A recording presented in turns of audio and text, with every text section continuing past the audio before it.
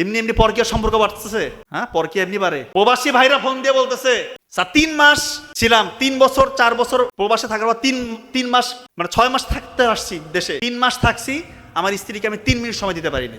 3 minute আমি লজ্জায় চলে আসছি, স্যার আপনি আমার চিকিৎসা করান। হিস্ট্রি কি? পর্নোগ্রাফি, মাস্টারবেশন দীর্ঘদিন ধরে। আর প্রবাসে যারা থাকে, এত টাকার লোভ, বাংলাদেশে কি না খেয়ে মরে যাবা? তোমরা কি জ্ঞান অর্জনের জন্য যাচ্ছ এখানে? টাকার জন্য কাঙ্গাল হয়ে গেছে। কিভাবে থাকে একা একা যে থাকে, 5 বছর 6 বছর হয়ে যায় বিদেশে থাকে। ও কি মানুষ না, ও কি ফেরেশতা? ও কি প্রতিদিন রোজা দেন নাকি?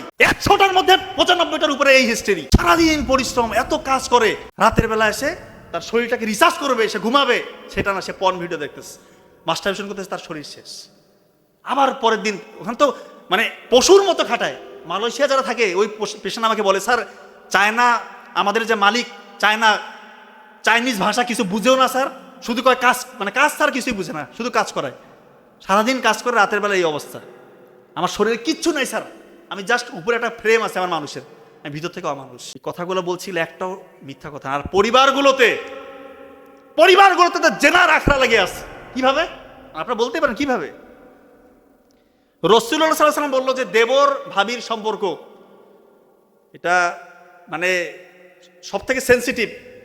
এরপরে হচ্ছে যে আরেকটা কি সম্পর্ক, দেবর ভাবি, আর একটা সম্পর্ক আছে শালী দুলা ভাই। সত্য ঘটনা বলতেছি, আমি চেম্বারে আছি, দুইজন আসলো, আমি মনে করতেছি স্বামী স্ত্রী। তো ওই মেয়ের তার পার্সোনাল কথা, প্রাইভেট পার্টের কথা, যেটা ওই ছেলেটা বলে দিচ্ছে আর কি। তো যাই হোক, আমি চিকিৎসা দিলাম, বললাম যে বিয়ে কত বছর হয়েছে? বলতেছে আমার শালী। কি কি কি করবেন কন? শালী তা মানে আপনি কেন এখানে?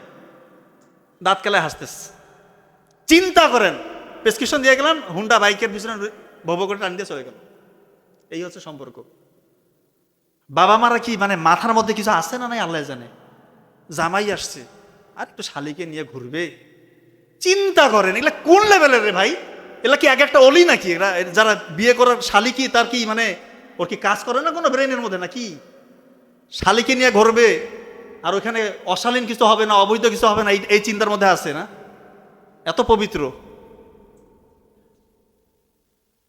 এগুলা একটা আমি মিথ্যা কথা বলতেছি না।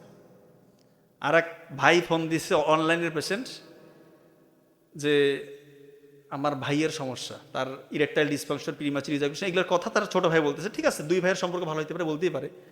আপনি আপনার ভাইকে দেন, বলতেছে ভাই নাই, ভাবি আছে। ভাবিকে বসা এগুলো কথা বলতেছে, তার ভাই নাই। ভাই নাই কেন? ভাই লজ্জা পায়। চিন্তা করেন অবস্থা। এই হচ্ছে পরিবারগুলোর অবস্থা। ছোটবেলায় তো কার্টুন দিয়ে দিচ্ছেন, কার্টুন দিচ্ছে না বাচ্চাকে, আমার বাচ্চা স্মার্ট, কার্টুন চালাতে পারে, মোবাইলের হেভি জানে। আমার ছেলে না স্যার, আমার দেখেন না স্যার, এই অনেক কিছু জানে, নিজে নিজে সার্চ দেয়, ইয়ে করে, 7 বছর বয়সে। আরে বাপরে বাপ, মানে খুব গর্ব ফিল করে ওরা। কার্টুন দিয়ে দিচ্ছেন, ব্রেন থেকে ডোপামিন রিলিজ হচ্ছে, সে অভ্যস্ত হয়ে যাচ্ছে যে আমার এখন সে হাই ডোপামিন যে কাজগুলো থেকে রিলিজ হবে, সে তার ওই কাজগুলো তার করতে হবে। হাই ডোপামিন রিলিজ যেগুলো কাজ থেকে হয়, হ্যাঁ এটা তো বাবা মা জানেন। ডোপামিন খারাপ না, ডোপামিন ভালো। যতটুকু আমাদের শরীরে দরকার ততটুকু ডোপামিন ভালো। ততটুকু ডোপামিন কোথা থেকে আসে? যতটুকু আমাদের শরীরের জন্য উপযোগী। মা বাবার সাথে একটু হাসি খুমুখে গল্প করা, সন্তান থাকলে তার সাথে একটু খেলাধুলা করা, মাঠে গেছেন বন্ধুদের সাথে একটু খেলতেছেন, ক্রিকেট ফুটবল যেটাই খেলেন, ব্যাডমিন্টন খেলতেছেন, বই পড়তেছেন, কোরআন তেলাওয়াত করতেছেন, নামাজ পড়তেছেন, আল্লাহর সাথে তাহাজ্জুদে কথা বলতেছেন, কান্নাকাটি করতেছেন, এখান থেকেও ডোপামিন রিলিজ হবে। এই ডোপামিনটা আপনার জন্য ভালো, এই ডোপামিনটা আপনার জন্য ভালো। এটা ততটুকু আল্লাহ তাআলা ওই সময় বের করে যতটুকু আপনার শরীরের জন্য ভালো, আপনার ব্রেইনের জন্য ভালো। আপনি মাইন্ডফুল থাকবেন, আপনি প্রশান্তি পাবেন। আর যখনই হাই ডোপামিন, উচ্চ ডোপামিন বের করতে যাবেন, এটা আপনার শরীরের জন্য খারাপ, আপনার ব্রেনকে বিগড়ে দিবে। কোন কোন কাজ থেকে হাই ডোপামিন বের হয়? 1 নম্বর পর্নোগ্রাফি, জুয়া, ইয়াবা, যে কোনো রকমের মাদকাসক্ত, অন্য ঘরের মেয়ের দিকে উকি দেওয়া, যত রকমের আনইউজুয়াল অ্যাক্টিভিটিস আছে। এক কথায় ইসলাম যেগুলোকে নিষেধ করছে সবগুলো জায়গা থেকে এই আপনার কি বলা হচ্ছে হাই ডোপামিন রিলিজ হয়। আর আপনি আপনার সন্তানকে ছোট্ট বয়সে কার্টুনটা দিয়ে দিলেন, কি ক্ষতি করলেন চিন্তা করতেছেন আপনি? আপনি নিজেই এটার ক্ষতিটা করলেন। দয়া করে ভাই, দয়া করে পর্নোগ্রাফিটা ছাড়েন, নাহলে আলটিমেটলি আমাদের কাছে আসতে হবে। যারা পর্নোগ্রাফি ছাড়তেছেন না, কি কারণে আসতে হবে? বিয়ের আগে নিজেই বুঝবেন যে আমার অবস্থা খারাপ, বিয়ে করার পর আরও বুঝবেন যে আপনার অবস্থা কতটা খারাপ। তখন ফোন দিয়ে কান্নাকাটি করবেন, তখন কিন্তু খুব কঠিন হয়ে যায়, সত্যি কঠিন হয়ে যায়। হ্যাঁ, তবে আশার আলো আছে যে কেউ যদি সত্যিকার অর্থে একেবারেই কাট অফ করে দিতে পারে, দীর্ঘদিন আপনি পর্ন দেখছেন, মাস্টারবেট করছেন, যত রকম নোংরা কাজ করছেন, আপনি টোটালি কাট করে দেন। আপনি প্রয়োজনে মোবাইল ফোনটা থেকে দূরে থাকেন 3 মাস 6 মাস, আপনার যতদিন লাগে মাথা ঠান্ডা করতে। হাই ডোপামিনের যে রেসটা, ওইটা কাটাইতে হবে আপনাকে, আপনি সেখান থেকে বের হইতে হবে আপনাকে।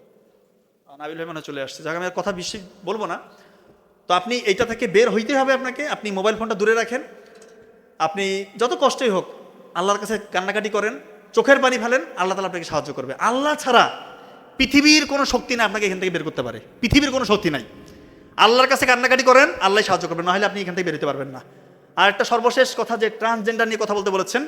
ট্রান্সজেন্ডার হচ্ছে, ট্রান্সজেন্ডার বলার আগে আপনি কয়েকটা কথা বলে। LGBTQ, এলটা হচ্ছে লেসবিয়ান, মেয়ের সাথে মেয়ের সম্পর্ক। জি হচ্ছে গে, ছেলের সাথে ছেলের সম্পর্ক। বি হচ্ছে বাইসেক্সুয়াল, অর্থাৎ সে একই সাথে ছেলের প্রতি আকর্ষণ, মেয়ের প্রতি আকর্ষণ। আর একটা হচ্ছে ট্রান্সজেন্ডার, ও ছেলে, বাইরে থেকে দেখলে সে ছেলে, কিন্তু সে নাকি ভিতর থেকে ফিল করে সে আমি মেয়ে। চিন্তা করেন, বাইরে থেকে ছেলে, সে ভিতর থেকে ফিল করছে আমি মেয়ে। আর হচ্ছে কোয়ার, সে কি সে নিজে জানে না, সে প্রশ্নবোধক, তার কার প্রতি আকর্ষণ সে নিজে জানে না। এবং একটা হচ্ছে এক্সটেন্ডেড ভার্সন, হচ্ছে অ্যাবসেন্স, তার কোনো কিছুর প্রতি আকর্ষণ নাই। তো যেটা ট্রান্সজেন্ডার, সেটা আমি আপনাকে বলি, দীর্ঘদিন যারা পর্নোগ্রাফিতে আসক্ত, স্পেশালি এই ধরনের পর্ন দেখে, তাদের মাথার মধ্যে এরকম ফ্যান্টাসি কাজ করে। তারা এরকম চিন্তা করতে করতে তাদের ব্রেইনের মধ্যে একটা প্যাটার্ন চেঞ্জ হওয়ার কারণে তাদের এরকম হইতে পারে। আবার অনেকের জন্মগতভাবে হইতে পারে, সেটা ডাক্তাররা ঠিক করবে যে এরকম আসলে হয় কি না। ক্রোমোজোমাল প্যাটার্ন যদি তাদের চেঞ্জ হয়, সেটা খুবই রেয়ার। আর একটা কথা বলি, আপনাদের সন্তানরা অনেকে আছে না, ছোটবেলা থেকে মেয়েদের সাথে মানে বড় হয়, ছোটবেলা থেকেই সে তার বোন, আশেপাশে শুধু বোন, মা, খালা, নানি, দাদি, কোনো ছেলেদের সাথে তার মানে বেড়ে ওঠা নাই, শুধু মেয়েদের সাথে তার বেড়ে ওঠা। এরকম হলে কিন্তু তার ব্রেইনের মধ্যে, তার ওই চিন্তার মধ্যে বড় রকমের পার্থক্যের কারণে এই ধরনের ফ্যামিলি থেকে ওই ছেলেদের একটা চান্স থাকে যে পরবর্তীতে ট্রান্সজেন্ডার হওয়ার। আর একটা হচ্ছে যেসব ছেলেরা কসমেটিক্স ইউজ করে, কসমেটিক্স, তাই না, অনেকে কসমেটিক্স ইউজ করে, খুব বেশি কসমেটিক্স ইউজ করে। অনেকে দেখবেন যে কি বলে হচ্ছে যে ফেসিয়াল করে।